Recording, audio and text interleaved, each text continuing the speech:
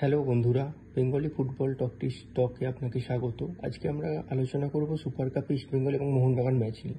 প্রথমেই আসি ইস্টবেঙ্গল ম্যাচ নিয়ে। ইস্টবেঙ্গল দুরন্ত ফুটবল খেলে চেন্নাইয়ের সাথে 4-0 গোলে জয়লাভ করেছে।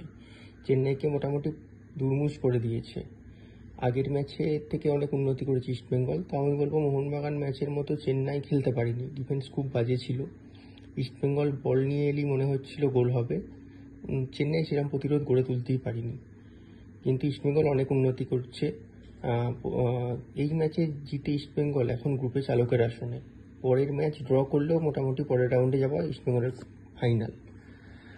ইস্টবেঙ্গলের খেলা সবারই অনেক ভালো লেগেছে। অপরদিকে মোহনবাগানের কথা বললে, ডেম্পোর সাথে ড্রয়ের ফলে তারা এখন চাপে পড়ে আছে। ডেম্পোর ইন্ডিয়া স্কোয়াডের বিরুদ্ধে গোল করতে ব্যর্থ। এত হাই প্রোফাইল টিম নিয়েও ডেম্পো যতই ভালো ডিফেন্স করুক, গোল করা উচিত ছিল।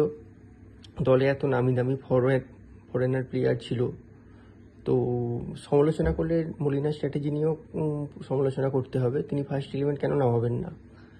তিনি এই ম্যাচে এটা মলিনার একটা ওভার কনফিডেন্সের ফল ভুগতে হলো মোহনবাগানকে।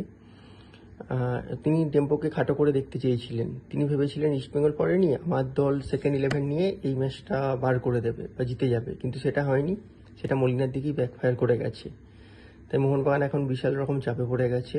তা এমন পরিস্থিতি, ডার্বি এখন জিততেই হবে। আগের ম্যাচের পর মোহনবাগান চালকের আসনে ছিল, মনে হচ্ছিল ডার্বিতে মোহনবাগান এগিয়ে নামবে, কিন্তু এই ম্যাচের পর পুরোপুরি উল্টো। এখন ইস্টবেঙ্গল চালকের আসনে, মোহনবাগান একটু পিছিয়ে পড়েছে।